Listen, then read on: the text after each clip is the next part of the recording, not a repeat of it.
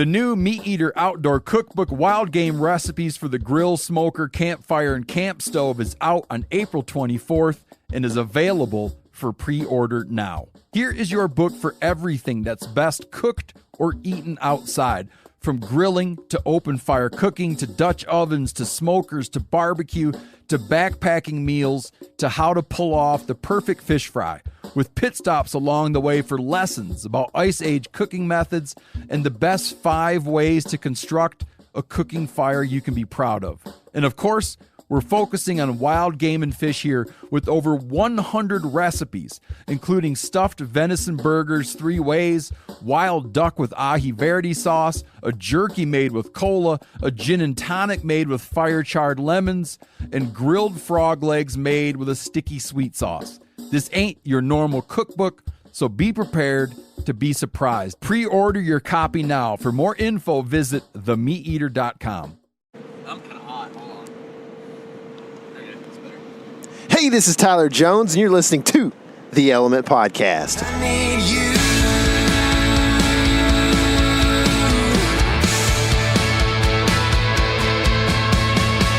You stole my heart, then I took it right. What's happening, all my woods people? It's a little bit late, but we are finally getting to the Iowa podcast, the recap. Currently, we're doing this driving down the road, coming back from Iowa. So essentially, it's going to be almost a week before you guys hear this podcast. So if anything sounds out of order, I'm sorry. This time of year, we just have to try to stay ahead of our game a little bit so that we can do some hunting, because the whole point of doing this hunting podcast is so that Casey and I can hunt more. Yeah, I mean, we're already enough of jokes that you have to listen to us anyways. If we were jokes who didn't hunt and had a hunting podcast, it'd be way worse. Yeah. So who doesn't like to talk about hunting, right? Today is a good day to talk about a hunt. I don't know what you just said, but it was good. Do you not? No, I don't. Tyler's good. Mouthing things at me, and it's never good. But we are going to give you all the deets on what it's like to go out of state on a big buck hunt. And Tyler might let us in a little bit on the conceptual stuff, like what it's like to feel that pressure, what it's like when you finally get there after dreaming about something for 5 years, and how it feels now. So, Tyler, what's Iowa like? Oh, it's a very moderate state. It's politically, yeah. We talked to people. Well, let's see. This was actually in Missouri. There was people with Fox News on. We talked to people who did not seem that they would be like this, but they thought that the worst president we've ever had is in office right now. I know it. So I was surprised. There's all kinds up there, I think. There is, man. They talk about the Iowa caucuses, and I'm not sure if they're talking about pheasants or if they're talking about. That's where that word came from, for sure. There are deer out there in that pasture, I think. Is that all deer? I think so. All deers. But anyway, yeah, I don't know. That might be CRP, which we've got a word for a huge amount of Tyler CRP. does. Tyler has that word. We do. I have it. I do, but it's something that you created. Yep. Anyway, we'll have to get to that some other time. Okay. Iowa. Where are we starting? You just gave me like 3 big concepts, and I wasn't ready for any of them. So let's talk about the pre-hunt stuff, man. Okay. Take me back to spring 2017. Oh, man. So spring of 2017, we start to, I guess, map scout a little bit, knowing that this is something that I might draw in the next few years. Mm-hmm. And what's weird is that, like, people were drawing this tag when I was basically, I feel like I was about a year behind a huge influx of people and point creep, essentially. You know what I mean? Yeah. I may be wrong. I'm no expert at the Iowa situation, but from what I understand, there was point creep happening while I was trying to draw the last few years. Mm-hmm. And so I didn't end up drawing for 5 years. Yeah. So 6 technically, because I missed a year applying. So that's real cool. I could have gone last year and maybe done things right. But yeah.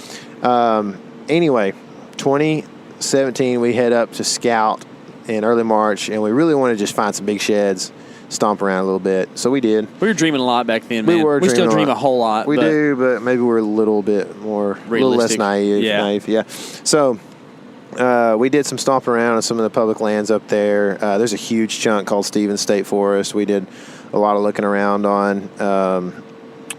There's a bunch of big chunks up there, but there's also some smaller stuff, some IHAP, which is like a kind of a private leased walk-in program stuff. And so we spent a lot of time on the big chunks, thinking that we could get back away from people. And as time went by, we kind of maybe developed into more of like, well, we could outwalk people, but it's like people are so proud now of the fact that they can walk a mile and a half and hunt out of a tree harness, whatever Saddle. it's called. I don't know. Yeah, saddle. Sorry, I don't even know what they're called. People are so proud of that. Like, they're so proud to sit there and take a picture in their tree saddle and show their rope, or whatever. And that's Which cool. it's a good idea, man. It is. I would love to have one to take a picture of, but I don't have the money right now, and that's just where I'm at. So, but the fact of the matter is that people are all about being hard. Yeah, and so man. now On public lands, too. That's the thing, man. Like, it is. Public land is what I've always. The S is something new to me, but public land, land's pretty plural. It doesn't really end. So it's kind of like deer or deers. Yeah, right? yeah, exactly. But like it developed as a necessity for me, and still very much is. And I feel like over the past 5 or 6 years, it's become much more of a cool thing. Yeah, it's kitschy, and and that's okay too, because whatever it takes to make sure that we still have that access is good with me. Yeah, but it comes with some difficulties too, and in that is exactly what you're talking about, where everybody thinks it's cool to walk way back in now. Yeah. And now that's no longer a secret. Like, I don't know why it ever was a secret, but sometimes you just have to find the more interesting ways of finding a deer or a place to hunt. So that was kind of our mentality coming into this a little bit. Mm-hmm. We were able to solidify. Am I good to jump ahead to last week? You might say what we saw in 2017. Okay, so we found no sheds. I'm not sure if they were hawked or what, but or if they hadn't dropped. But we didn't find any sheds. We found one cool deadhead of like a young buck that had a lot of potential, and he wasn't getting any better at that point. But, there was so much good sign. Oh yeah, the sign was overwhelming, and so we've been kind of you've heard if you're a listener, you've heard us try to kind of I guess weave our way through all of that by asking people from Iowa or that have hunted Iowa, what does this mean? How do I assess this? And so, fast forward. Yeah, now fast forward. This summer, we do a lot of map scouting. We're looking at smaller pieces a little bit more because we've kind of got all these crazy dots all over these big pieces as well. And so we've got dots all over southern Iowa at this point. And we anyway, we head on up like October 23rd or something like that, 24th maybe, somewhere in there. Maybe it was the 25th. Sorry, I don't know. But it was like middle of the 20s of October, and it was we were supposed to get really good weather like all week, and we were going to stay like 6 or 7 days and come back. Ended up staying 7 days, so we stayed an extra day. But we get there, and there's like nothing that has been combined over the course of the first couple of days. Beans were getting combined a little bit, so. We spent some time on public at first. We had solidified a contact for private land a few days prior to the hunt, but we were not able to get up far enough north and hunt that evening on private and do all the things we need to do to meet landowners and stuff like that. So we hunted public the first two hunts. First hunt was literally like 4 p.m. Let's hop in the woods a couple 100 yards and hope for the best. You know what I mean? Saw some deer. Bumped we did. Some deer. Saw a few deer. Bumped a few deer. Super thick. Whatever. First hunt. We're here. We're in Iowa. Staying in a hotel. Get up the next morning. Head to a spot that I like the west side of it, but we hunted the east side because of the wind. Mm-hmm. And I liked it too.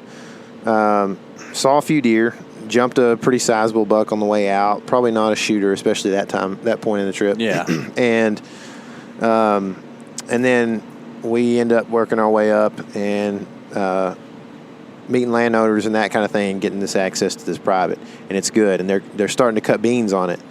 I don't know anything about ag really, so I don't know why they're cutting beans and not corn. But we could have sure used some corn cutting going on while we were up there. Yeah. It made it tough. We found I guess I'm not going to make the story too long or longer than it should be, but we hunted several days back and forth on private and public without finding like any deer that we wanted to target. Sometimes not even seeing deer. That was tough. Yeah. There's a couple hunts, and you just think when you're going to Iowa that you're going to watch deer and you're going to have to like pick out the one you want, and that's kind of being a little bit tongue in cheek, but it really seems that way in media. And there's probably some places that it does come that way, but there were some factors, man, and I think the crops were the big one.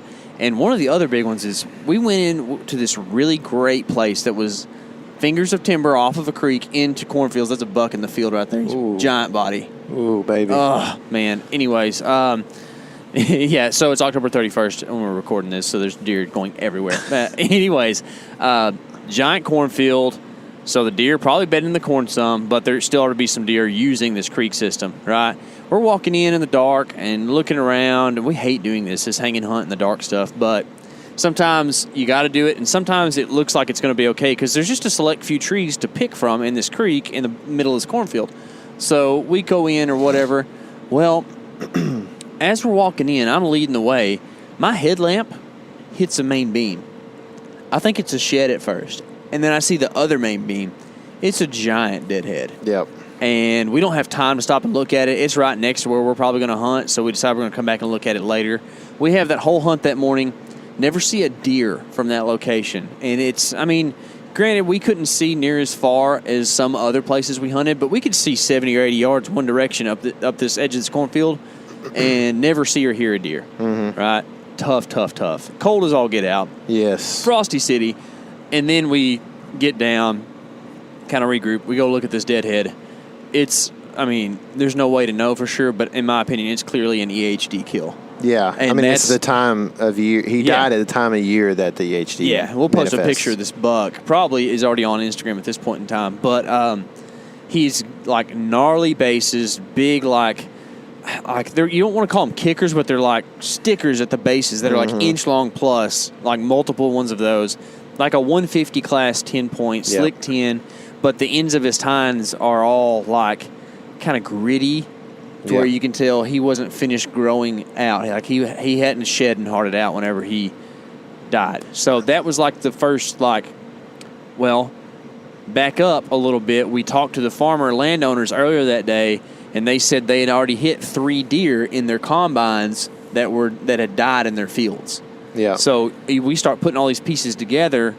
Then on the walk out right there, compared to our 2017 experiences, there's like 0 deer sign comparatively. Like we're talking about like buck sign. Like I realize we haven't hit the heart of the rut yet, but there should be quite a few rubs, and it's scrape season right now. Yeah. Right. Like this is when that happens, and there was none of that in a place that looked like primo habitat. Dude, the trails were weak too. Yeah, for sure, man. And we were in a little bit different place than we were in 2017, but it's still the same country, right? Like we about have decided that EHD has had a very large impact on the deer population there. And I remember you were saying, we were talking to friends and stuff, you were like, man, EHD's the real deal up here this year. Like it's not just a overhyped or underhyped thing. Like it's a thing that has happened and really taken some deer out. Yeah. Well, and so another thing is that all the scouting we did, all the pre-scouting, the e-scouting, and the boots on the ground and that kind of thing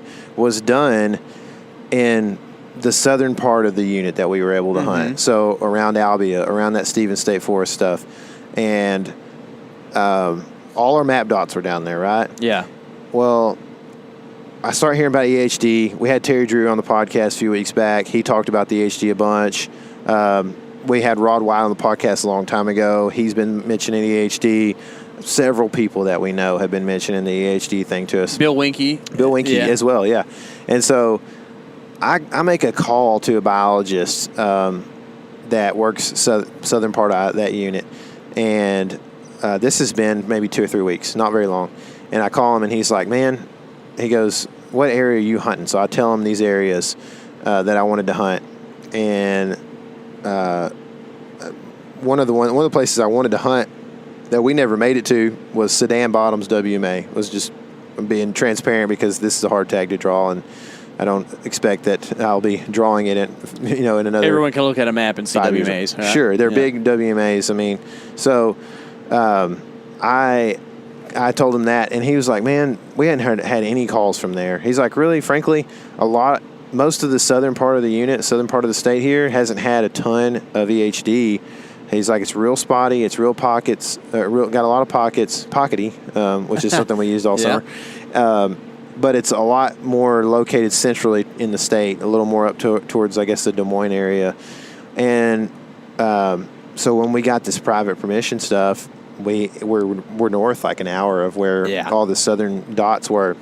So we kind of got out of our country that we had pre-scouted because we were going to have the opportunity at private. And I mean, frankly, I like the thought of not having to walk a mile in, and I mean, if I walk a mile in, that's fine. But you pretty much know there's probably not going to be a guy there. Which we did a couple times. Yes, we walked a mile. Times. I mean, even more than a mile at that one place into a private land piece, which is it wasn't about being tough or trying to get back away from people. It was about that was the best place to be. We thought to get to deer. But one of the interesting things about this private hunt that we did, and it's not really a private hunt because we intermixed a bunch of public hunting in there too.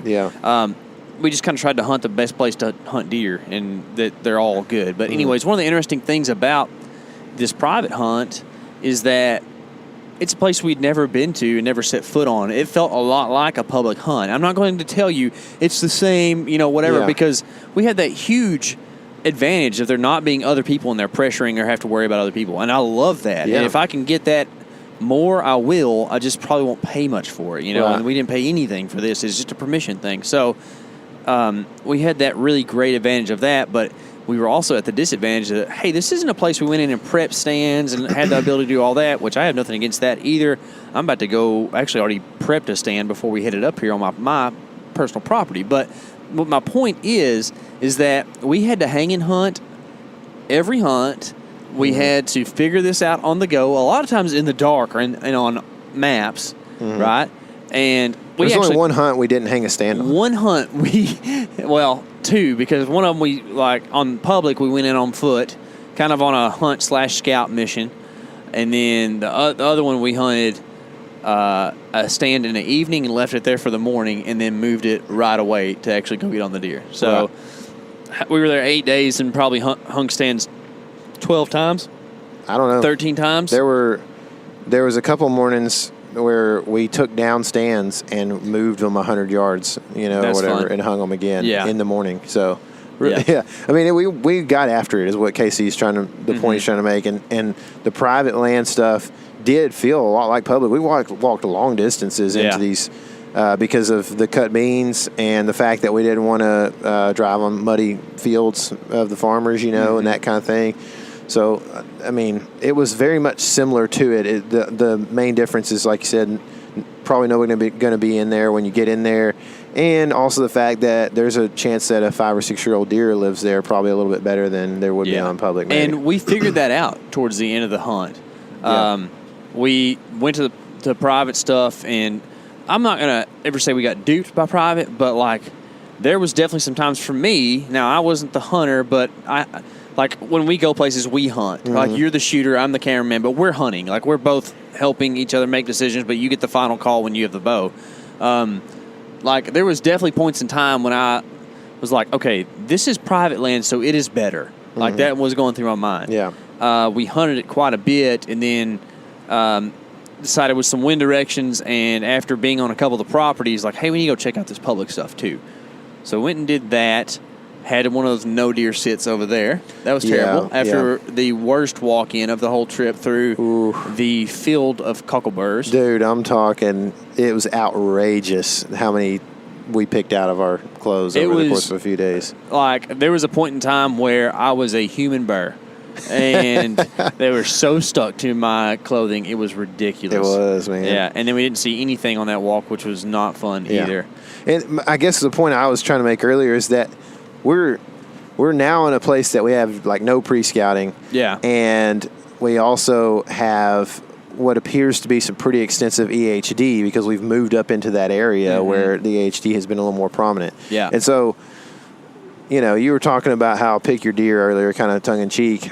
I mean, it was not even remotely. I mean, I feel like from what I understand and some of the videos I've watched of the people more in the southern part of the state, there's more deer, you know, that made it through the EHD bout this summer down in that area. I mean, frankly, like we were hunting well. I mean, and there were times that I remember a day that I looked at you and I was like, dude, I'd rather be in Texas hunting public right now. Ugh, you know, that's a tough feeling. It is. I mean, when you're thinking, there was a 3-hunt span where we saw like 2 deer in 3 hunts. I mean, it was tough. In one of those, the deer did exactly what we wanted him to do. He just wasn't the deer we wanted to see. Yeah. We found a place that had like the scrape city, like you want to see. It was bad to the bone, but beautiful.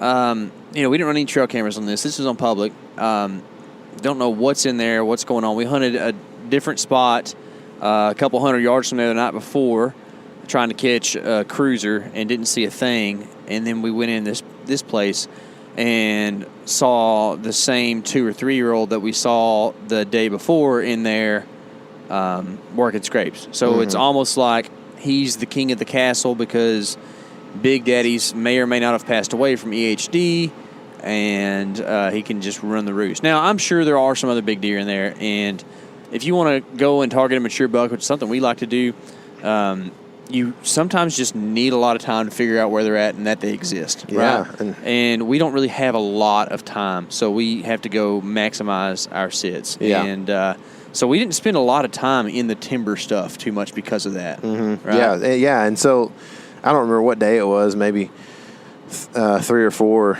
We hunted a piece of private and had the opportunity to see a few deer from a long distance.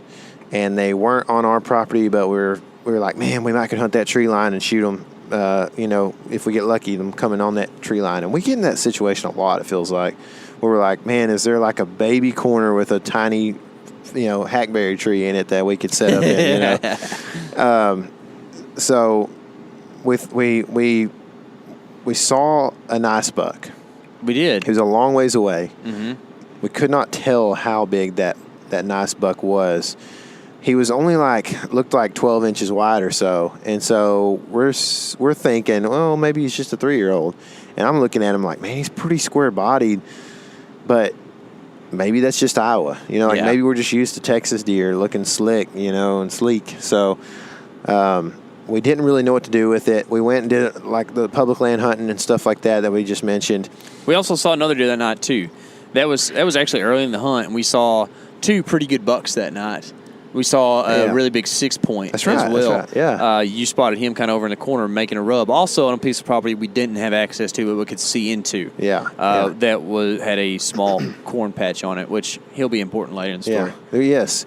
And so what's kind of key to the way we like to hunt, and I don't think it's right necessarily because we had a buddy that was kind of helping us out, just trying to, you know, help us understand how deer move and everything up in that area. A local Iowa guy. Yeah. It's huge to have somebody who's just local and understands, you know, the deer will be in those beans all year long, really. It's not just an early season, late season right. thing. You know, that was a huge thing. I thought the deer never touched beans during November, but that's not the case. Too. Yeah. So, but my point is that he hunted a public spot and ended up shooting a buck the first hunt in that he's hunted, I think, like this year pretty much. I'm pretty sure on public at least. And shot a nice 8-point. He actually shot the wrong deer in rut chaos, but he was trying to shoot a deer that he said was a 10-point that was probably pushing 150. And I was like, dadgummit, man, that's awesome. So, in other words, people have, and this was in like Timber Ridge City, you know what I mean? Like thick woods. And so people have their own ways of hunting. And as long as it plays to your advantages and you feel good about it and have confidence in it, then that's fine. One of our ways we like to hunt most is to be able to see so that we can make moves. Yeah. And once we see deer. And so we like to hunt a little bit more open country sometimes if we can find it. That's not necessarily field edges, right? We're not like trying to sit a field edge hoping something comes by that edge. We're sitting somewhere we can see a lot of habitat. You know, maybe that's over grass, maybe that's through the timber, open timber, or whatever, but we can maybe put a pattern on a deer and make a move too. Yeah. And I mean, like that's even in Texas where we hunt, where it's kind of feels like big woods at times. You know, we try to find like, oh, well, here's a little bit of CRP or whatever, you know, like we can see 90 yards or whatever. So anyway, my point being, we saw these deer. We were able to kind of keep that in the memory log while we went and did some other things and tried some new stuff.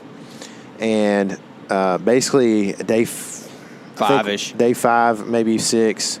Well, day 5, I think we had gone through day 5 and we were like, we hadn't had anything happen. Yeah, we were pretty much in desperation mode at this point. I mean, I'm thinking, you know, everything I've had people. There's people from Iowa, our buddy, everybody has told me like, dude, if you shoot a deer under 130, if that's your goal, or under 140, and this is, you know, obviously we're just talking about things that you can visualize. A metric. But yeah, if you shoot a deer under 140, you'll be done in a few days, is what I've heard. No, over and over and over again. So I'm like, okay, well, I need to hold out for a deer. It's going to be upper end for me, you know. So I'm so glad you didn't pass a 140 at some point. Yeah, exactly.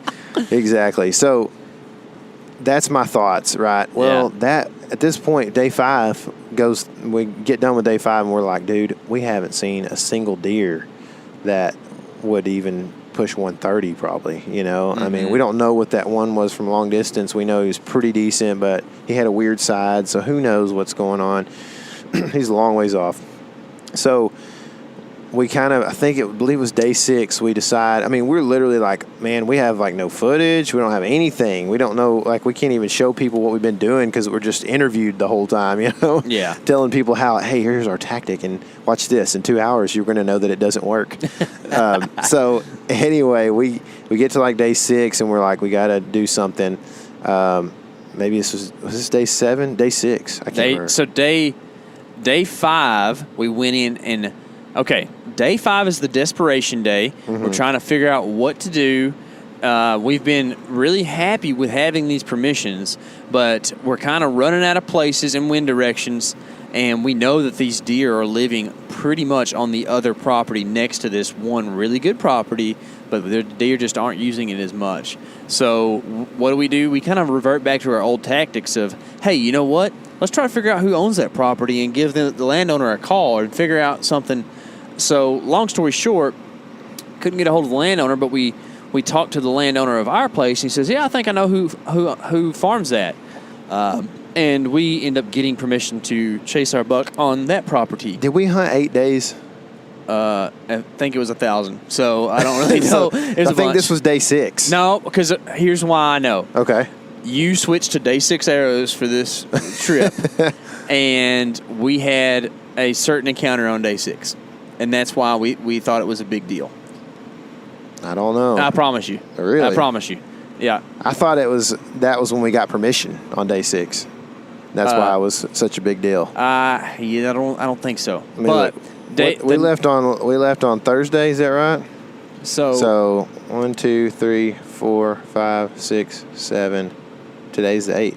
Today's the 8th. So it was 7 the 6th. days. It was the 5th day. The 5th day, we Not go that in. it really matters. Yeah. I'm just trying to make sure my timeline's right. We But go in on day 5 and we say, okay, we still haven't figured out this whole property yet. Yeah. We just have observed it from a different property.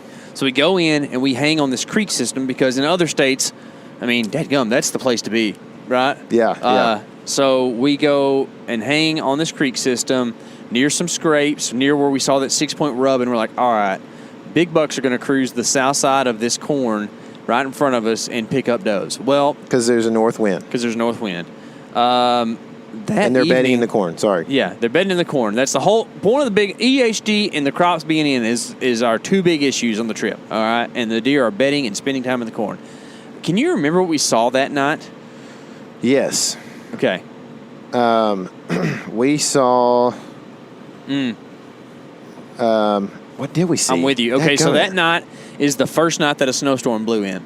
And as the snowstorm's blowing in, from that stand, we did not see a deer within probably 400 yards of us that night, but it was still effective because we could see a ways. We saw 2, maybe 3 different bucks cross this back corner of the north end of the property that we can hunt. So we're hunting a creek. There's a drainage, another creek that feeds into this bigger creek that goes north and south along the edge of the cornfield, if you can picture this cornfield we're hunting. Yeah. And heads up to the north. And there's a corner that it kind of makes. It's a really kind of not a 90 at all, but it's just got a little corner as it hooks back to the northwest. Yeah, so exactly. There's a big spot of timber up there. We're kind of playing it safe because we don't really know how the deer are using this property. We kind of thought we could kill right there, but that didn't happen at all. But we observed some things.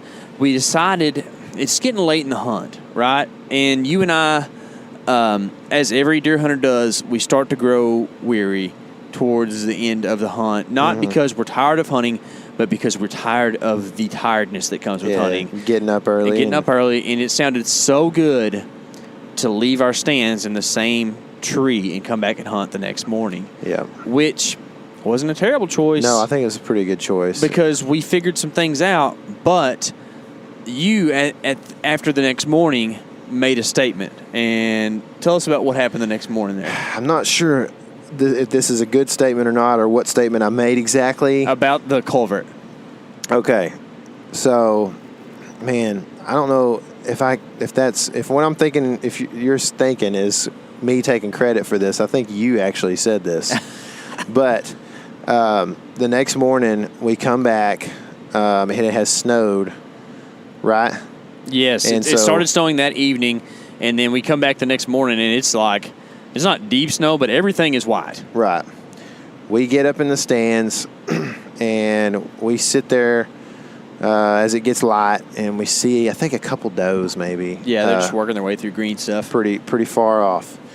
And then it gets kind of still, and I'm like, dadgummit, another day where we don't learn anything. We see 2 does, and that's it in the morning. Like, what is this Iowa that everybody speaks of? Guys, let me tell you something about Tyler. If it ain't popping by 7:45 in the morning, I'm popping. He's done. He's ready for Pop-Tarts. Pop-Tarts. I kind of, and this is just kind of a thing as hunters, but like in my experiences, and everybody's experiences are relative, in my experiences, there's a lot of movement later in the mornings. Mm-hmm. So I feel better about later in the mornings. Tyler doesn't, and neither of us are right or wrong. It's just about what we have dealt with in our lives. Yeah, so, I think just the weather depends too. Like if it's hot, I'm definitely not feeling it. Yeah, for sure. Sometimes I forget that it's cold and things can still be, or if it's rut or whatever. But yeah, you definitely. I don't have a ton of patience sometimes when it comes to sitting there. I like mornings in general better than you do. Yeah, you're a big fan of evenings. You say it always gets better. Yeah. And I kind of jokingly say mornings always get better too. It gets lighter and lighter as the day goes on. Anyways, go ahead. Sorry. So it snows. We get up in there. We see the deer. It slows down, and I'm like, dadgummit, another day. So we get to about 8:15, 8:30, something like that, and I see a buck, or I see a deer run down the hill behind the north and south drainage. So he's kind of on the east side of it. We're on the west side of it. But he's way, way up the hill. And I see him running down. Whatever it is, I see it running down. So I grab my binos and just rip them up and take a look. And I see a couple deer running. And I'm like, hey, there's chasing going on right there. So we get to looking. And they chase through there, and it's a little buck. And I'm like, oh, okay, whatever. That's better than nothing, And within a few minutes, am I right telling this right the way? Yep. Within a few minutes, chaos breaks loose. And I don't know how many does, but there was at least 4 bucks, right? Yeah. The little one, a small 8, a huge 8, a big 10, who is about 12 inches wide, that we thought was an 8 that Interesting. day. So this is the deer that we saw a few days back. We think we're pretty sure Yeah. this is the deer. He's super narrow, and we think he's an 8-point at the time. So these deer like rut rage for 40 minutes maybe or more. It's crazy. They're out in the open, just galloping through snow, and this big buck it's almost much more elk-like than it is whitetail-like. It's like he has a herd or a harem of does, and he's defending off satellite bucks Yeah. the whole time. It's very, very cool to And they are watch. very scared of him because They are he is very scared. twice the size of the next biggest my buck. gracious. I mean, and the next biggest buck is a big buck. Yeah, the next biggest buck is like, just to give you a picture, is a big frame 8 that I think would go about 140. I mean, just as a slick 8. Like a Just- 3 or 4 year old 8. Yeah, big frame. And so this big deer that we think is another 8 with tight rack, it just squared off body, looking just like a bull, man. And he's in there, just nobody wants to mess with him, but they want those does pretty bad. And so anyway, they just kind of rut rage around for a while, and they finally disappear. The big dude, he disappears pretty early, kind of up the drainage. And so we watch it all out and stay till about 10:30, which is definitely on my max end. And we decide we're going to go grab, it's cold, we're going to go grab lunch at the truck and warm up our toes for a second. And then we're going to grab the stands, and we're going to go back, grab the stands, and then head back up. These aren't easy walks to the truck. I mean, No. they are easy, but it's still like, 2/3 of a mile or something like that? Yeah. To the truck? And then, so we're going to, it's a pretty good haul to come back in, grab the stands, and then take a right angle and head up the drainage and hang stands up there. So, pretty good haul, but we needed to warm up. So we did it. And we go in, the snow kind of melts throughout the day. We should emphasize this a little bit more. We had a very good bearing on where all these deer were going for the daytime. Yes, Like, yeah. there was, at the head of this drainage, there is a flat down in the creek area that is just too rough to ever be cultivated. So there's a pretty large amount of timber and brush up in there that I can tell on the map exists, and you can see it, and that's where they all headed for the day. So we kind of had a really good idea that the deer were bedding, and they were in that draw, because all around it was crop and like cattle pasture and stuff. So like we were closing in on where they were. Yeah, we had a real good feeling that those deer were bedded right up in that drainage.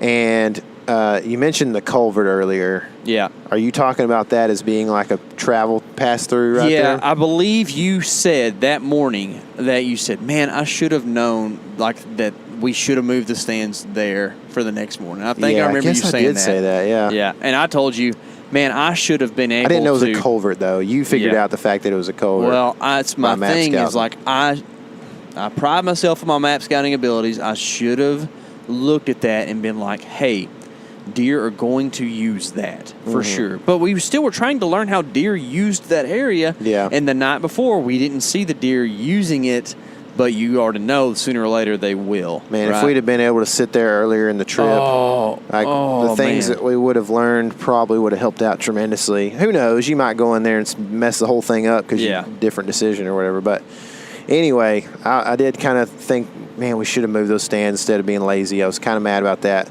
But, I mean, like I said, day 6, you start to get to the point where you've moved stands every single day. You've hunted public. You've hunted private. You've gone back to public. Just crazy. So you're tired, man.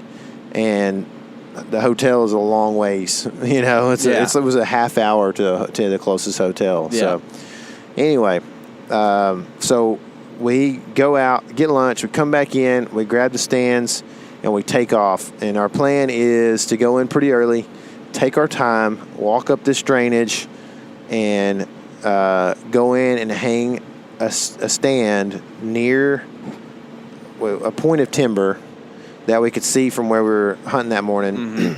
And we were actually going to hang halfway between that point and the corner where we saw bucks cross. Yeah. That was kind of the idea. We're going to try to get to the point and see if we could get any further. Yes. It felt like we could get any further. So we get up there, and we're starting to see some scrapes, a scrape line, along the side of this creek and everything. And we get up there, and we're real close to the culvert, and we're taking our time. it's kind of weird because you want to take your time, but at the same time you feel kind of like you're in the wide open being seen. Because you are the wide open. Yeah, exactly. And we're trying to use creek access as much as possible. So in other words, getting in the bottom of the creek with the rubber boots on and just walking through this 4 inches of water, the whole time. Found some more EHD bones down there. Mm-hmm, we did. And but there's just some stuff that some log jams in rosebush and stuff like that every once in a while. So you kind of got to hop out of the creek and go around, and you're trying to be quiet with stands and stuff.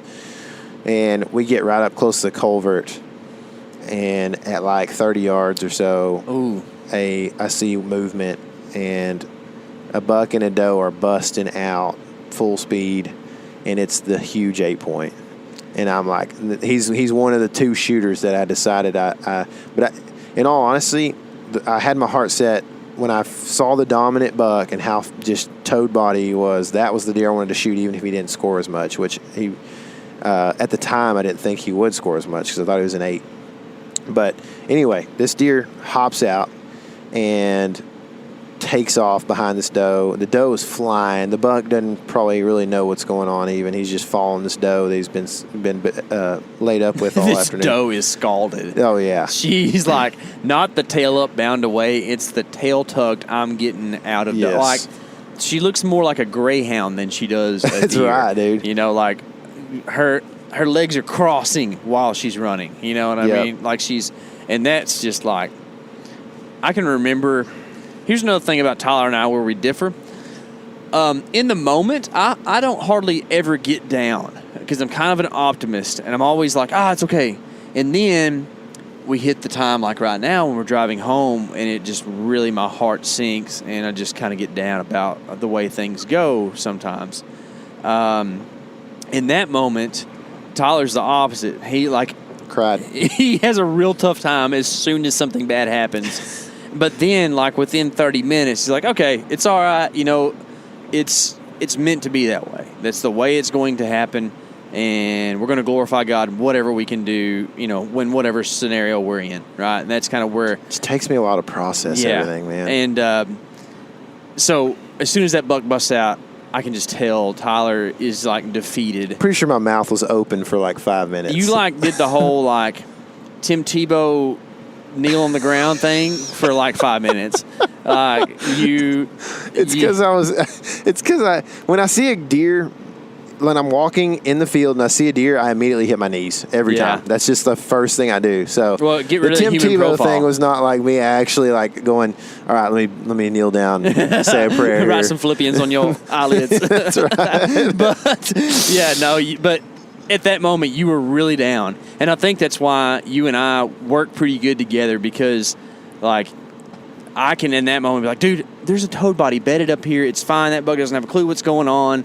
Let's just go. And then you get up and we go do it. And then, like, you can tell when I'm like, all right, I've had enough of this, whatever. And you lift me up. And it works good. But we had to do a little bit of that right there. But then we kind of regrouped and didn't really change our plan of action. Just kind of had to talk ourselves in the fact that buck was still around. Yeah, and we needed to push forward. Yes, exactly. Yeah. I mean, that was the key, man. It's like we had to... The hardest thing about pushing in on buck bedding when you haven't been scouting all summer, or whatever. You don't know where the bed is. You don't know where the bed is. Yeah, it's like there's this huge swath of timber up here. Pretty sure he's bedded in here, but he could be bedded here or he could be bedded a quarter mile from here. Yeah. So who knows? And frankly, they're still likely to come out right at dark here in October 28th or whatever. So you kind of need to get close. You know what I mean? So anyway, we kind of finally get our gumption back under us, or I do, and we start to push forward real slow again. We work our way up through this creek bottom, over the culvert, up through the creek bottom, and we are trying to assess how close we can get to basically, like, I want to get close to this corner because that's where I saw a bunch of deer go by. And from our other stand, way down by the big creek, we could see deer that morning and the evening before. We saw it too when we saw those bucks. They come out near that corner, and it looks like from where we're sitting that it's in the corner. and they walk kind of uphill, and then they disappear behind this green grass hill that comes off the corn at about halfway up. And so my hindsight tends to be a lot better sometimes than my foresight. It does. It's weird how it works that way. and so we set up in a big cottonwood that just sometimes we get, and this is, I mean, I'm not saying we made a bad decision necessarily, but sometimes we get enamored with a tree being the tree, you know what I mean? And I think it's really more about the spot than the actual tree and what it looks like. But man, don't underplay the fact that like a big, good tree is really good to hunt out of. Sure. Too. Because like, man, some of those nights, I believe that night wasn't, but we had some of the stillest days I've ever hunted. We did most of the nights. If you're not in a tree that's at least as big as your waist, you're going to wiggle that sucker, and they're going to see it, right? And then that day, I think we had a little breeze. It wasn't heavy or anything, but we had something. But either way, you got a big tree to hide behind. You can climb it fairly easily.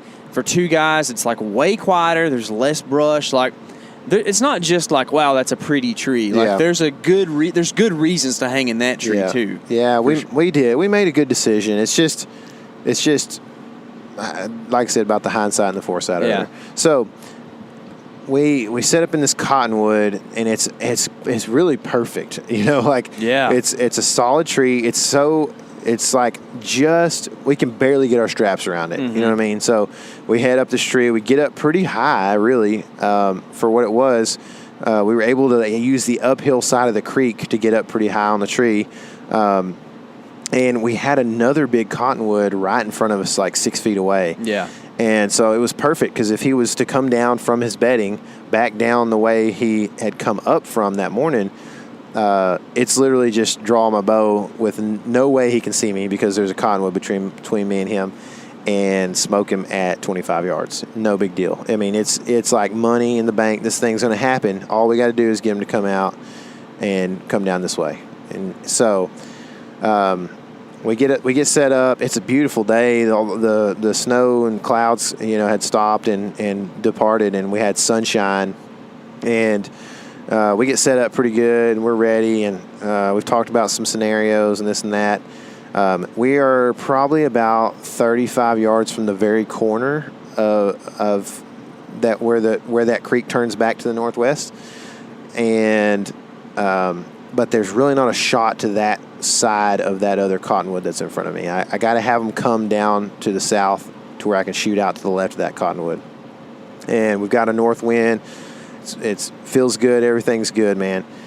And about 5 o'clock, like pretty early, golden hour. I mean, it's beautiful. Like, oh yeah, just gold light everywhere. We're sitting there overlooking corn and a big like CRP type buffer between the creek and the corn. Which there's been deer in that. Like we hung with a deer in that pasture. Yeah.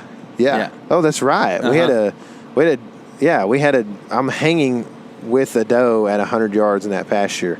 She had come out of her bedding, Which it makes you feel pretty good when you can do that. Oh, yeah, like, for we sure. felt not like we're good hunters, but like we felt like we got in there clean. Yeah, because of that. Minus bumping those deer on the way in. But that also made us feel a lot better, at least me, knowing that we bumped those deer, but there's still deer here. Like it's not that big of a deal. Yes, it's a big relief. So we 5 p.m. 5 p.m. and we see a doe. Well, it's actually maybe even before 5 p.m. We see another doe. She's right on the edge of this fence line that kind of parallels the creek, right up the creek. Got CRP and stuff around it, trees. We can barely see her. She's moving slow. KC watches her through his binos and through the camera for 10 or 15 minutes, and about 5 minutes in, he's like, "Man, there's another deer down there." She keeps looking back down there and just staring down into the creek. Dude, is there anything cooler than a doe looking back? Oh no! Like, I mean, there are cooler things, but like, it's very high on this scale. Like, mine is seeing the big buck. Having the doe look back is it's one of those hunting feelings you can't explain to people. Is there anything cooler than that doe watching her for like 20 minutes, look back, and just going, "Man, I bet it's that big deer," like an old redneck would do, but it's that big buck. And then what walks out behind her but the big buck? You said, "KC, it's him." And I was like, I don't know who him is, but that's a big deer. I don't know. I guess you didn't really know who I was talking about, but I thought we were on the same page with, like, the deer of my dreams on this hunt right now is the one that we saw this morning that was just bulldozing everybody around. Yeah. And so, anyway, KC knows it's at least the shooter, right? Yeah, it's him means a deer Tyler is going to shoot.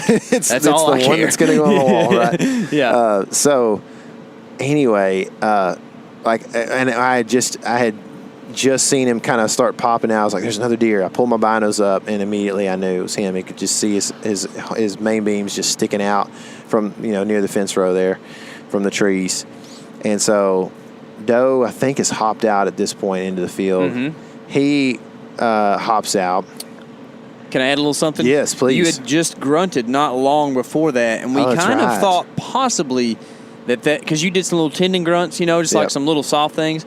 We thought possibly that doe had come up out of the bottom because she came to that fence row and looked around. Mm-hmm. Kind of possibly that's why she had came out. So, anyways, a little detail there. Yeah, so they both pop out. And they start kind of just feeding. And he's really not like rut raging like, he had been in the morning. And so not too worried, but also kind of like, man, I hope they mosey down this way. They're just I thought it could get a little more like amped up as it got later. And he was, that it's just that time of night. All he's got to do is nose her and then everything breaks loose, right? Mm-hmm. And so, I mean, it wasn't hardly any time at all. A couple minutes probably. And all of a sudden, up the hill from them, past them, we see another deer. And it's two deer walking out, and it's the big 8 that we had spooked earlier. He had only run up with that doe a couple hundred yards and got back in the bedding. And they are coming out, and he is chasing this doe. And the doe runs off, and he looks down at the big buck, and the big buck turns and starts walking to him. And I don't know, they're probably, 70 yards apart, 60 yards apart, something like that. And so he starts walking up to the 8-point. That 8-point sees the doe, and he starts coming down. And I'm like, they're about to fight, dude. Are you getting this? Are you getting this? Like I was asking, are you getting this? This is awesome, And so they start doing the whole, like, I'm going to walk sideways at you kind of thing that we've all seen, at least on TV. I mean, it was slick, dude. And so they get pretty close, and all of a sudden you can tell who has already won this battle without even a fight happening. Hey, the 8-point put up a pretty good effort. He did. He tried to. So, like, I don't know what happened, but I think that big deer might have looked at that other doe that he chased off or something. Mm-hmm. And as soon as that happened, this 8-point tries to just slip around him. There's footage of it. He kind of looks at the big buck and then looks at the doe. And then looks back at the big buck, and then he's like, "Oh, I'm going." Yeah, I want to sneak in there. He tried to pull the reverse on him, man. The okie doke. Yeah. And so he tries to slip by, and that big buck, hears him or whatever, and he kind of squares up on him again and cuts him off. Which at this time we know is a 10-point. Yes, that's right. Yeah. Good detail there. So he's a 10-point, and I guess I'll go ahead and explain what he looks like.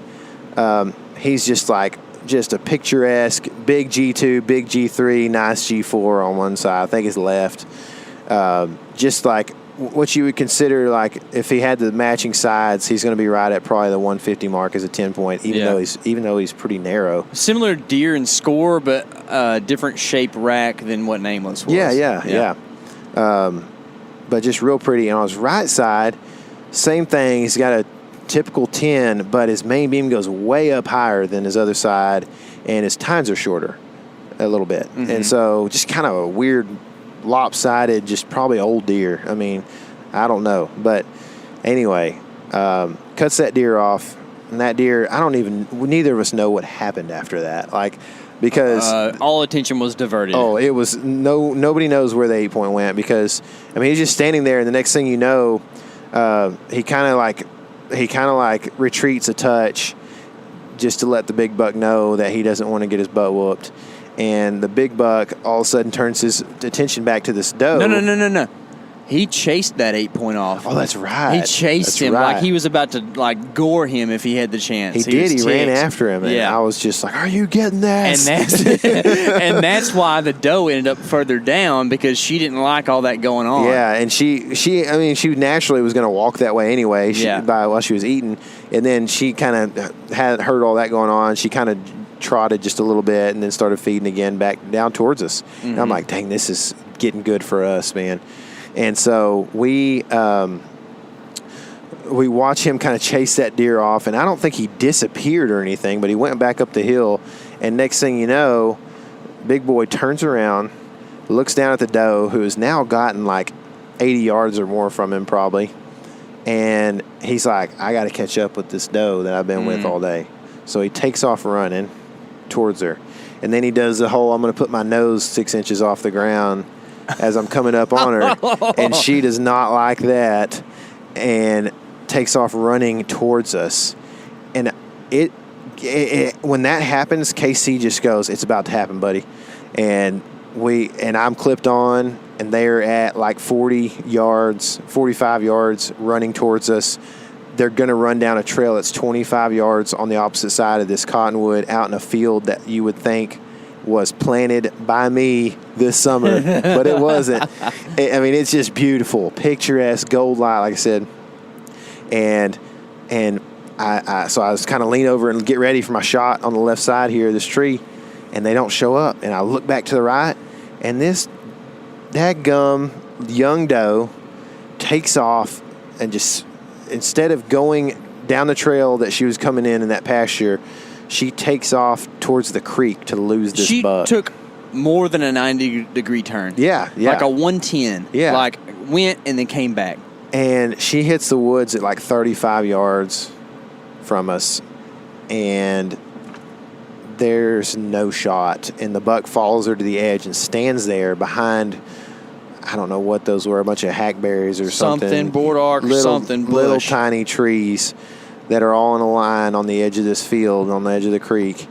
And he stands there at 35 yards for a couple minutes probably. Yeah. And then she kind of goes up in the timber. I won't make this part of the story any longer than it needs to be. Essentially, I grunt at him a few times to stop him, and over the course of like 10 minutes, he looks, but he never wants to come back. He chases this doe all through this little bottom of these two, where these two creeks kind of conjoin.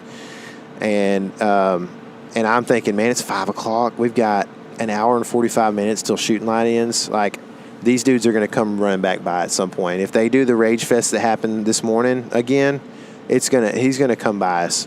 So I didn't want to get too aggressive and like snort wheeze him or anything, which maybe I should have. But they kind of head north up the drainage, and I'm thinking he'll be back in a minute. They'll run right back out into this and do their rut raging out in the open. And they never did. And so I just was pretty sad about that, the fact that they never came back down. I kind of beat myself up about it. But more than that, I beat myself up on the fact that we missed the tree. We should have been in a different tree.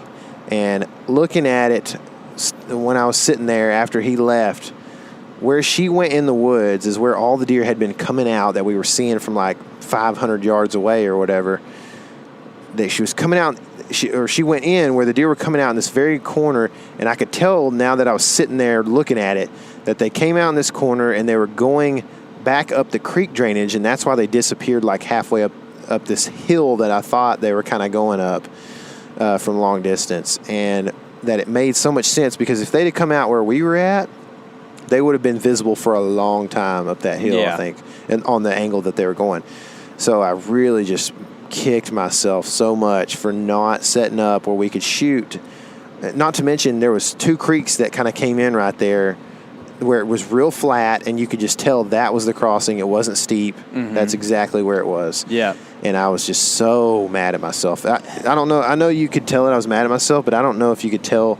I was literally like, my muscles in my jaw were fatigued from just gritting my teeth at how mad I was at myself. You wanted him real bad. Yeah. And the fact that we couldn't trim anything or didn't have any stands prepped was huge in that scenario, and it really made for some pretty big implications for the next evening as well, because if it wasn't for some twigs, you would have taken a shot at that deer, and I have full confidence smoked him at 35 yards.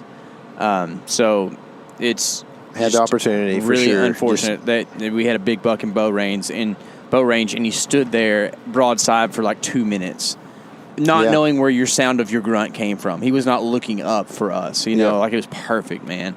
But that ended our night pretty much. After that, we just had does blow at us down the hill a lot, which kind of was stupid. That's another thing in Iowa you find out is that when you are in deer, like deer can kind of come from everywhere, especially when there's crops in. So we dealt with that a little bit that night. And we were being aggressive. Like we went in there to kill one deer. We didn't go in there to have a bunch of deer go by us. You know what I mean? Yeah. So and it worked, except for that we just didn't have a shot. Yeah. So the idea was the next morning that we would move our stands back down the creek to the south by the culvert where we had spooked the 8-point the day before, and where we had seen all the just rut rage in action happen. And we decided that if those deer were not spooked as they went up to the north at all. So I wasn't worried about that. So we thought, well, maybe they're just hanging here, and there's a chance that they dip back down to the south. I mean, we don't know their patterns really yet. But they came from the south up to the north during the morning. So I'm thinking when they leave out at night, they're going back down to the south. It's kind of what you would assume would possibly happen. Plus, that's kind of the only way to get back down to more timber and creek system and stuff like that, and also more ag fields.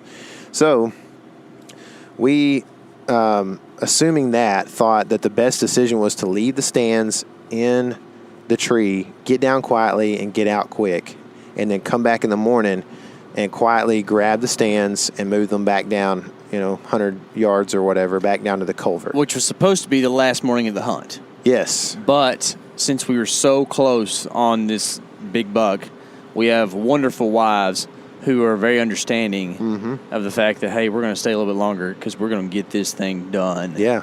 And I had to call back and make some arrangements to have somebody kind of help cover youth class for me and stuff. But Tyler and I have a whole nother full day to commit to killing this buck. Yeah. And so we do that. We come back in the next morning. We grab the stands. It's windy and cold as all get out, man. And first windy day we had. And so I was like, man, this is good. It's like 10 to 15, gusting to 15 to 20 kind of thing. And I'm like, this is good weather. This is going to be awesome. We're going to get back down there. We're going to kill this deer.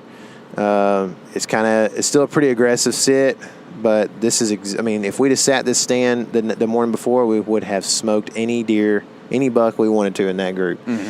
And so we moved back down there. The morning comes, and long story short, it is super cold, and there are does everywhere that are busting us. Not everywhere. There was several does that were coming up, and a little young buck chasing them.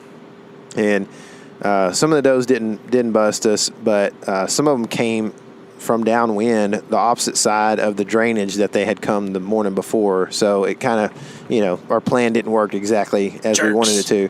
But one thing that KC and I both noticed, and KC made the point verbally first, was that there were does coming from the north of us that morning. And so he found it pretty interesting that was happening, and thought, well, you know what? At night, all bets are off as to deer relating to cover sometimes, like they'll get up on top of this stuff, and not to mention there's corn up there anyway, like there's still some cover in some of these areas up on top. So maybe these deer leaked out to the north of this big hole and drainage and stuff, and hung out in the corn all night up there, came back down and bedded in the same spot. And so it's a long shot. I don't feel super great about it, but his thoughts there are very plausible that it could be what happened. And at this point, this is our last hunt. It's the evening of the last day before we leave. We pretty much are not going to abandon this area. You know what I mean? So Although there were some places that I was like, ooh, man, that looks good. But anyways, you had your heart on that big buck, and I don't blame you one bit. Yeah. That's another thing is, man, it doesn't have to score that much. A deer for me doesn't have to score much at all if he's got a little mass and he's got a big old body. You know what I mean? Mm-hmm. So anyway, we decide that we're going to go back in there and try to get even more aggressive than we did the morning before, and just get right in there where, you know, we can feel pretty, you know, sure that if he comes out, that he's going to be pretty quick in bow range. So we go back to the truck. We decided that we were going to go get a hot lunch to kind of pick our spirits up because it was super cold with that wind and everything. So we go into the closest little town. We get some food at a convenience store, which I think I told the podcast about the acorn out of my pocket already, or told the story on the podcast. Yeah. But that was that store. We get something to eat, kind of cruise around, look at some stuff, and go back in there, warmed up. We had it started snowing yet? No. As we walk in, was it snowing, I guess? I think as we were setting up. Yeah. So we grab our stands, we take them, and then we start using our creek access further up that drainage. We pass our stand location the day before, and we go,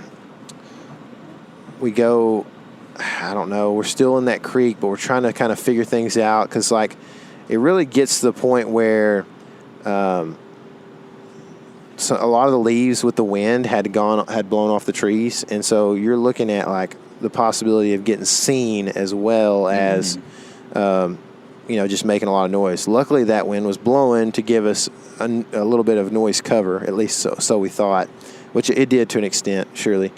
So we actually get up to this hackberry that's real straight, and it's behind a big, huge bodark that's got a lot of leaves in it still, which was pretty neat. So we thought, KC was like, man, that's the tree. And I was like, I think you're right. It's got a lot of cover and everything, and it's real straight. And then I start looking at it, I'm like, you know what? I don't think we can get above that bodark limb. And so it was such a close call that we decided we would hang a few steps, go up it, and see if we could, and get a shot over that bodark limb. And after 2 steps, we figured out pretty quick it was not going to happen. So we went back down. We're in pretty early. Keep that in mind. So we go back down. I look over. There's a tree we think is an oak tree. It's a weird hackberry, we figure out. And we decide that that's the tree. It's a big one. It's got some shots back to the creek. It's got shots out in the open field or whatever. And it's tall enough and got enough limbs that we can get pretty high in it. And so we get up in there, and it starts snowing. I get the stand set. KC comes up. We then start working on. He's working on setting up the camera arm. I'm working on getting a few more shooting lanes. So KC and I had talked about it. We're like, you know what? We can't let that happen again. We got to make sure that we have shots. We can't just say, okay, well, here's 1 or 2 shots. We got to be good with it. So I start making lanes, and it is tough. I've got a little saw. I've got a lot of paracord. And a tree step. So I'm like trying to knock down stuff, trying to cut stuff, trying to break a few things. So we've got a bunch of wind, so we can make noise. Yeah, and so I'm trying not to cut too much because it's just a kind of unnatural sound. But I'm breaking a few little small limbs and stuff, not making a whole lot of noise. I hang one of our tree steps in a tree, thanks to KC's idea, and pull this limb down and tie it off to a limb close to me. It was like imagine a ball toss. Grapple. It's like a grappling hook that Batman uses. We tossed it out there and it grabbed the limb, and he pulled it back and tied it off. It was really cool. Yeah. So did that. Used the paracord several different times. One time to just grab a limb so I could cut it. And another time to hold the limb down to give me a little more space. And that was the last thing I did was tie that one with the paracord. And I already had a shooting lane there, but it just gave me a little more shooting lane. It gave me, a little more left and right, and probably like a little bit closer shot as well. And so I I get that tied off, and I'm freezing at this point. It's snowing pretty good, and I grab my clothes. I start putting them on. I finally get fully clothed, and I'm like, I'm warmed up. And KC at this point, he's pretty much ready, you know. Probably just kind of, you know, doing a few last-minute things or whatever. I was B-rolling and stuff. Yeah. I think that sounds about right. So then, you know, the next thing I do is like, okay, well, I'm going to range some spots. Keep in mind, it's 3:30 p.m. It's cold and snowing, but it's 3:30 p.m. on October 30th, I believe. Yeah. And so I range a spot. I range the corn, and it's like 51. So that's pretty good. Like, that's the closest point that you can get to the corn from the creek, really. It's like, man, I can almost shoot to that, you know? So that gives me a good feeling about getting a close shot here. I see some trails. I see some clumps of grass, so I'm going to start ranging those. I range the clumps of grass. I literally ranged 3 spots, guys, and I was going to tell KC how far one of those spots was. I don't know why. He probably didn't care, but I was just going to mention that. And I pull the rangefinder down, and I turn, and as I'm turning, KC grabs my arm and says, "Big buck right there." When I turn around, I realize quickly that it's too late. He is running away, and he was at 30 yards when you saw him, right? Yeah, 30. I never saw him not scared. Like, right. It wasn't like okay, he doesn't have us. Like, he snuck in on us. When he wheeled, you saw him. I saw that movement at 30 yards. So, essentially, this is immediately we can tell, because his rack is 12 inches wide. And his neck is 36 inches wide, by the way. That's actually the thing that gave it away for me, was his body size before anything. It's just this giant buck wheeling and turning away, and immediately are just completely like no hope, you know what I mean? It's like just the worst feeling. I can't even explain I'm not going to lie. it. I was in Tyler mode at this point in time, too. Yeah, like, you kind of were. I was, not that being Tyler mode's a derogatory thing, but you know what I'm saying? Like, it was, I was instantly down. It wasn't like, it's okay. He didn't really know what happened. He's going to come back. No, it's a miracle if we see this deer again. Yeah. You know, and, it was a bad feeling at that point in time. Man. It was, and that was another case where I, pretty much held my mouth open for several minutes and just could not believe at 3:30 what had happened. That's the closest I've ever seen you to using profanity. I think right there. You were so just not like mad, but just disgusted. Yeah. And I actually got over it quicker than I thought I would. You did. I was proud of you, man. But I was. It did take some minutes. Yeah. I just didn't even know what to say, dude. I know, man. I know. Like, it was such a strange thing because I know you had your heart set on that deer so much, and we made so many good moves. We made so many good moves that we encountered that deer at 3:30 in the afternoon. Right. The deer we went in there to kill was about to come out of a trail at 12 yards from where we were hanging in a tree into a shooting lane, into a pasture. Yeah. All right, it's a good feeling. And we were 5 minutes late. But yeah, here's the thing. And don't let me put words in your mouth on this whole thing. Express how you felt about it as well. But you talk about like all these details about, man, if we'd done this, we'd done that, we'd been there 3 minutes earlier, if I hadn't got gas there, whatever.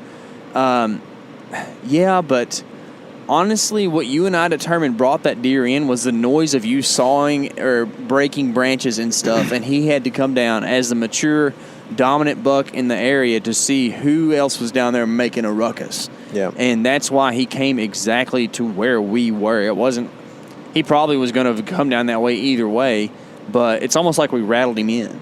Yeah. It's kind of weird. Yeah. I mean, I think Mark Drury talked about the buck that he shot called Danger, and he said that I think he had like a 3-year-old buck that was rubbing a tree in there, and it called that buck in. Yeah.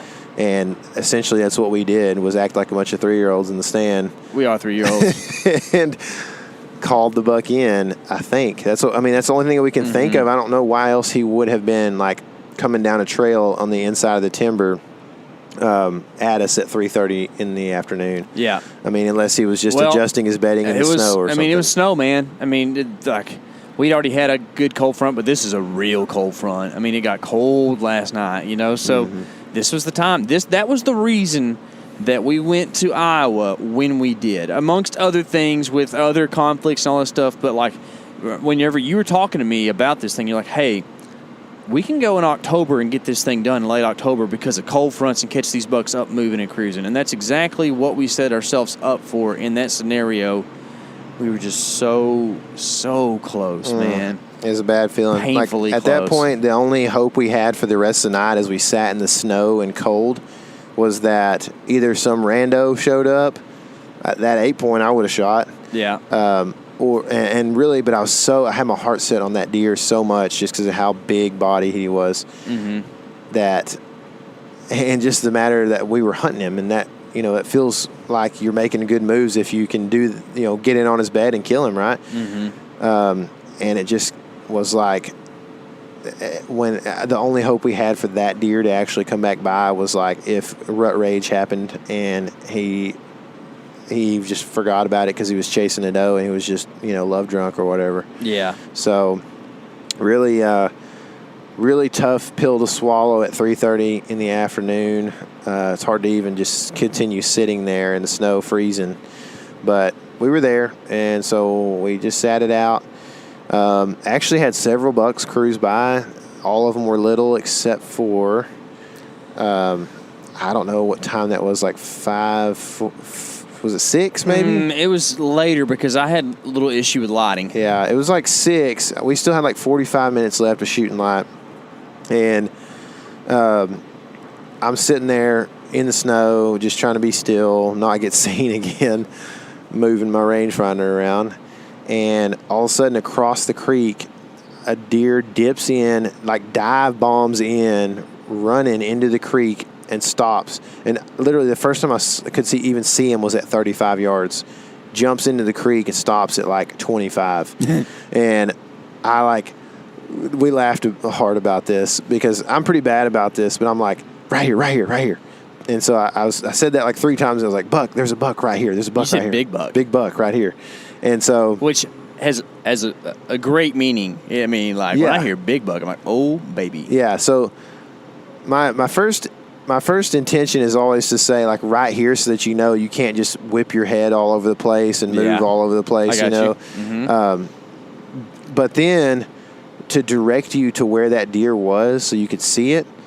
I'm hoping that you see my head, and I kind of nodded a little bit, Yeah. But it's still very vague. In you cases got a big where, head, dude. That's right. There's about 180 degrees you could be looking. Which you always call me a wide-eyed sucker every time you pull my binos up. You are. That gummit. Tyler puts his binos up and just rubber hits me in the eye socket. It's like, my head is big, so they're not too disproportional. Anyway. So that's like the next thing I'm thinking.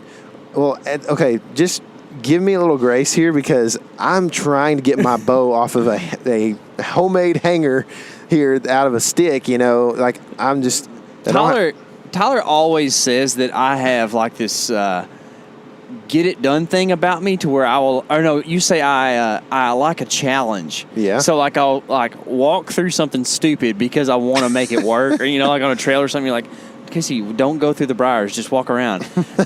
You're that way with bow hangers. Yeah. All right. I've noticed that Tyler will like find like the weirdest little stick thing or whatever. Like, I'm going to hang my bow here. But like you in a tree, the trees we had this week, there was not many options. Yeah. I held my bow several times. And that's part of the problem is whenever it's freezing booty cold, you can't just hold your bow all the time. You got to have your hands in your pockets. Yeah.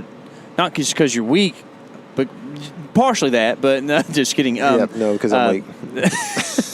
No, it's because like you need your fingers to function to be able to shoot. You need your hands to function, so you have to stay warm, right? Yep. And so you can't just hold your bow all the time. But you were trying to pull your bow off of this stick that was like It was low almost and far platform out. level. Yeah, it was low and far out. And so the focus that it took to do this was tremendous, guys. And KC is like, where? I'm trying to get footage of this deer. My job on this trip is cameraman, right? Like I'm trying to make this happen, trying to make a good production and hold up my end of the deal. I'm thinking Tyler's about to rip, and I don't even have this deer in focus or in frame. Yeah. You know, I'm freaking out a little bit. I keep telling him it's at 30 yards. Granted, he was probably 25 or less, but he wasn't less than 20. Yeah. So I was a little off, but I'm trying to focus on grabbing this bow without knocking everything off. And I just keep saying at 30, and I'm like looking at him like, please see my head and look at him. But he's behind this really leafed out bush, so he's hard to see. No, he's behind Tyler's big head. And I couldn't see him because he's behind Tyler. He's standing there real still. And so finally I get my bow off the hanger, and I'm like, okay, he's behind this bush. But until I got my bow off the hanger, there was no way I was going to tell you any other details. Like I could not. There's too much going on. Which I need to be a little bit more patient about that, but I didn't know if this thing was cruising through. Right. Or like well, I thought he was going to. I didn't realize he was stationary. Yeah. You know? Well, he wasn't when he first. I mean, he acted weird. This buck acted weird the whole time he was in there, which was a while. But he was like came in real fast paced, man, and then just stopped, locked up, and like I don't know if he's like he was smelled something for forever right there in that spot. You finally picked him up, got some footage a little bit, and then I can't tell you what he is, but you immediately, pretty quickly, were like, it's that big 6 that we saw the other night. It's like, it sure is. Well, big 6 actually turned out to be a 7. He had a 4-inch G3 on one side or whatever, and but he's pretty big. This is the first. This is the first bigger buck we saw the whole trip. Back on day 2 of the hunt. Yes, yeah, one of the first days of the hunt, and so I'm like trying to debate. Like, did I pay $600 plus $50 every year, whatever I've spent on this tag for this deer? And so it's just one of those things that you can only make the decision personally. And I looked at him, and I couldn't see him very good through that bush, but I could tell every once in a while when he would turn, I'm like, man, he's looking away. He looks big framed, and he looks okay. He looks pretty good looking at you too, but looking away especially, like they all do. And anyway, by the time he came out from behind that bush where I could get a look at him, he cruises through my shooting lane at 20 yards. That's the size of a balloon. And he cruises through that pretty quick. He stops for a brief second right there, and I'm just like, man, I need to see him. I want to see how old he is. Like, if he's a real old deer, then I'm probably just going to give it to him. But I think he was 3 or 4 years old. I don't think he was super old. Mm-hmm. And he was just a fat, 3 or 4 year old, and with kind of a lopsided little deal going on. But he's, not a bad deer at all. Like, probably would have shot him just about anywhere else in the country, you know. And so, but he passed through my lane before I could make a good decision. He gets out to about 40 yards. Doesn't hit any of my other lanes back in on the creek. Super thick. I decide, you know what? I think I'm just going to shoot this deer and just enjoy it. And I tried to grunt him back, and I just never was able to. But when I couldn't make up the decision, I don't feel bad about it, especially now, because now that I'm looking back at it, I would have been happy to shoot that deer if I'd have grunted him back in and I'd have shot him. But looking back, I'm kind of glad that there's still this like glimmer of hope of opportunity that I get to go back and maybe shoot a big deer. Yeah. So That's a good point, man. And I thought it was kind of untypical of you to say no, but then yes. Yeah. And I know that had a lot to do with the pressure that had to do that this hunt comes with, because I mean, guys, in full disclosure, like, we are trying to get to a point where we can do this for a living. That's the dream, right? And that's a dream for a lot of us. If you got dreams, pursue them, and we are pursuing ours. So there's some pressure to like go and get these hunts done because, I mean, honestly, guys, if you don't kill stuff, nobody cares what you do. And that's just the fact of matter, kind of the sneaky thing about it. Luckily, at least Midwesterners think we're real funny. I think it's because of our accent and everything, so we can make people laugh. But otherwise, like, I know that there's some huge pressure for you to go and get this stuff done, and you put a lot of pressure on yourself just because that's who you are, and that's what made you a great athlete in high school and college, and it's kind of what makes you a good hunter. So, like, I thought it was kind of strange that you kind of changed your mind on that deal. Well, there was also some pressure. I didn't get any pressure from Kaylee on this trip at all. She was actually just, you heard her on the phone the other night. She was like, yeah, stay another day, get it done. You know, it's better if you can get it done this trip and not have to go back. But, you know, really the more the pressure on the other front would be like a financial pressure, man, just because, you know, I had to buy the tag early this summer. Well, I kind of, you know, when you spend money, a few months later, you just don't even notice it usually, you know, like that. But anyway, just coming up here, spending a few $100s in gas, several $100s in hotels, you know, it's like you start to really feel this pressure of like, man, can I afford to do this again with as much hunting as I've got going on this month, you know?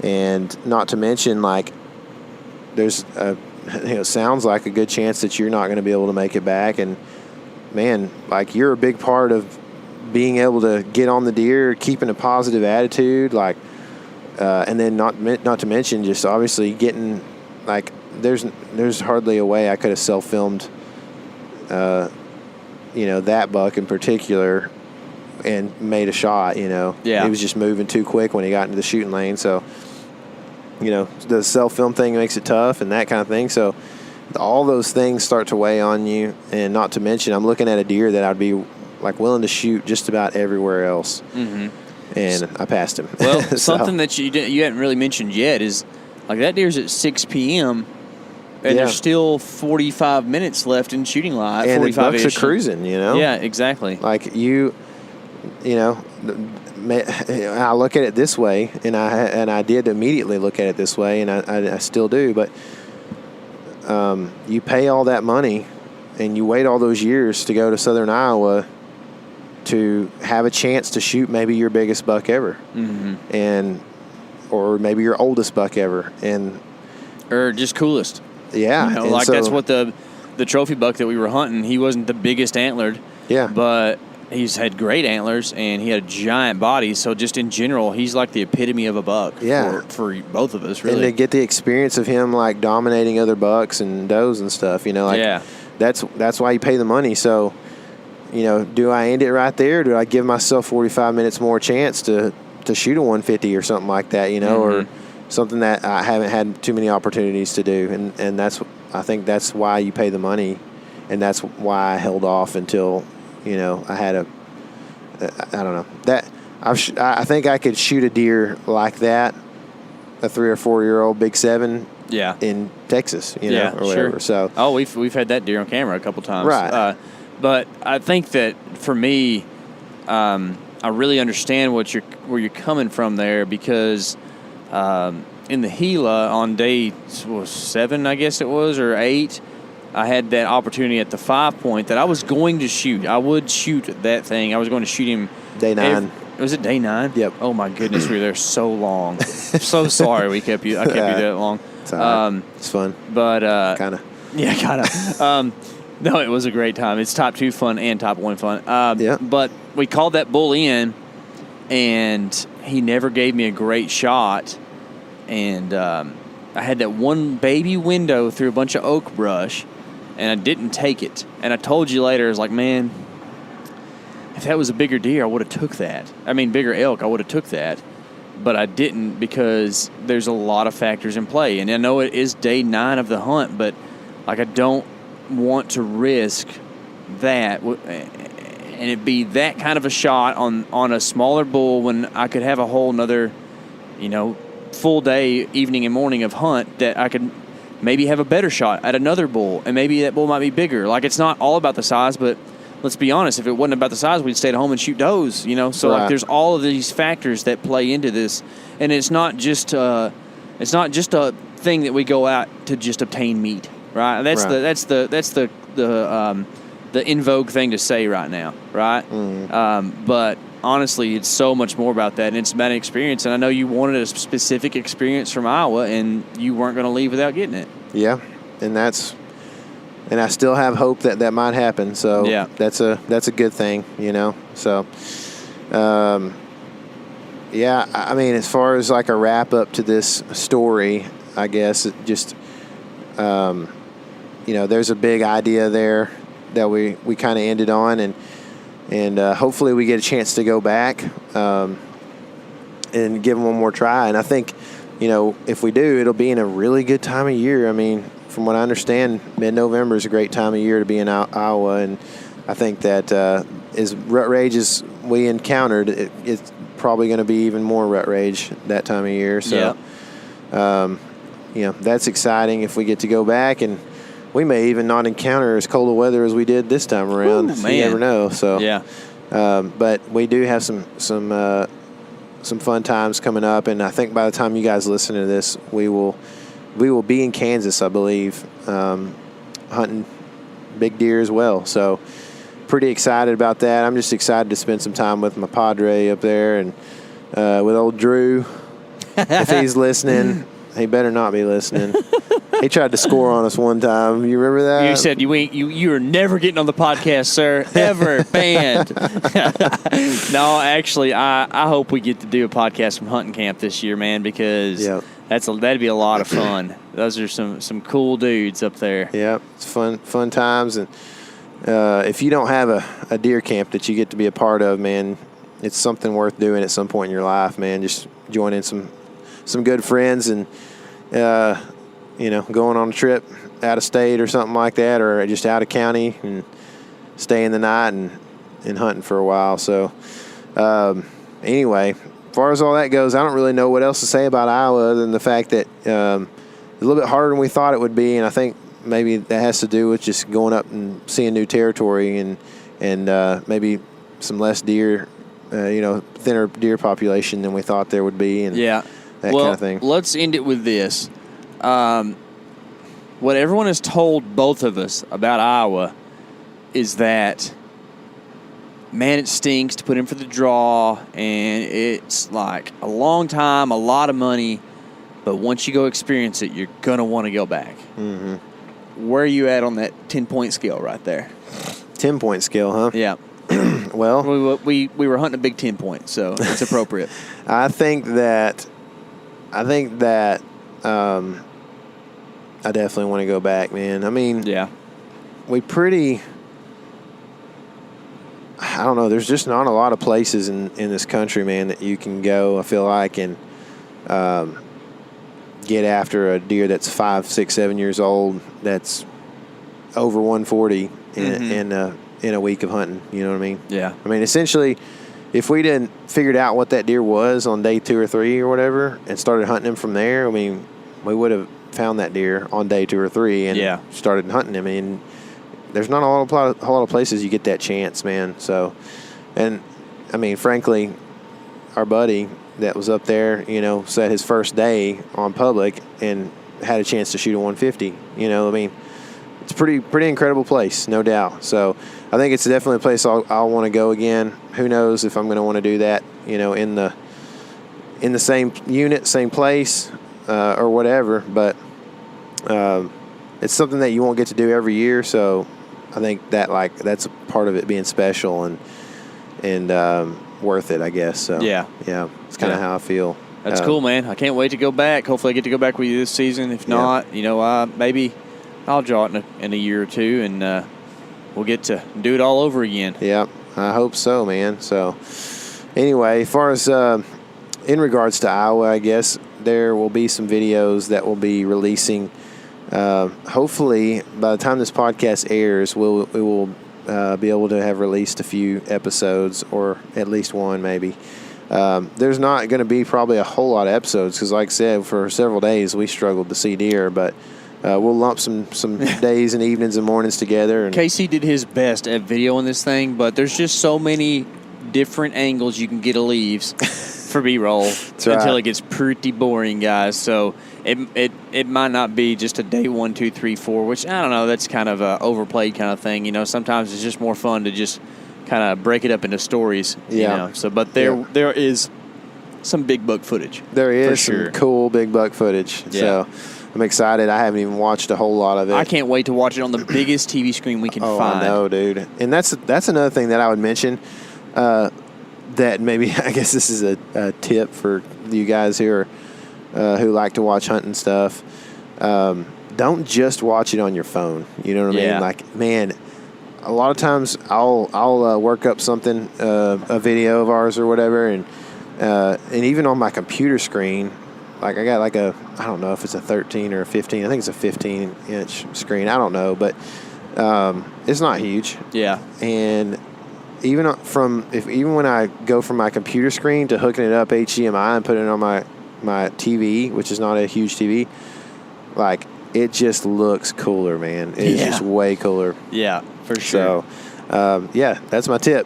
If you get a chance, go watch some hunting stuff on TV. It's way, way better. So, anything else we got going on, KC? No, there should be there's some backlog stuff that's coming out. A really good hunt I had on Texas on my own property.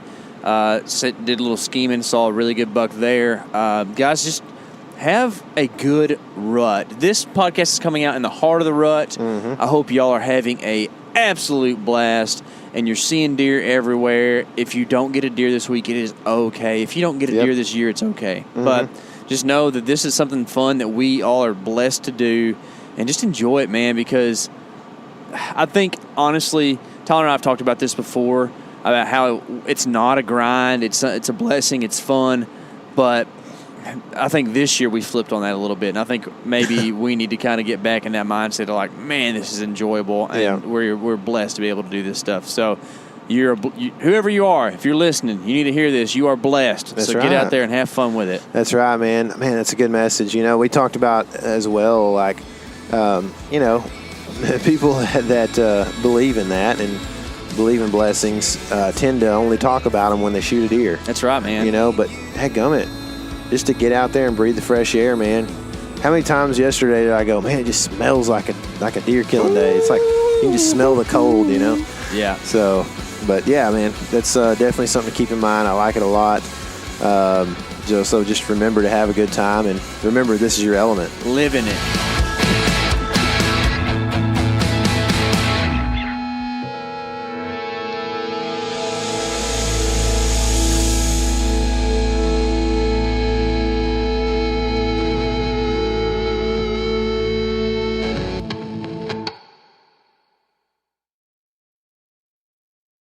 The new Meat Eater Outdoor Cookbook Wild Game Recipes for the Grill, Smoker, Campfire, and Camp Stove is out on April 24th and is available for pre-order now. Here is your book for everything that's best cooked or eaten outside.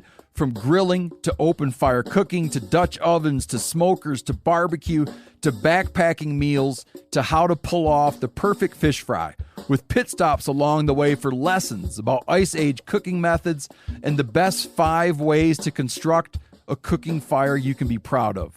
And of course, we're focusing on wild game and fish here with over 100 recipes, including stuffed venison burgers 3 ways, wild duck with ahi verde sauce, a jerky made with cola, a gin and tonic made with fire-charred lemons, and grilled frog legs made with a sticky sweet sauce. This ain't your normal cookbook, so be prepared to be surprised. Pre-order your copy now. For more info, visit themeateater.com.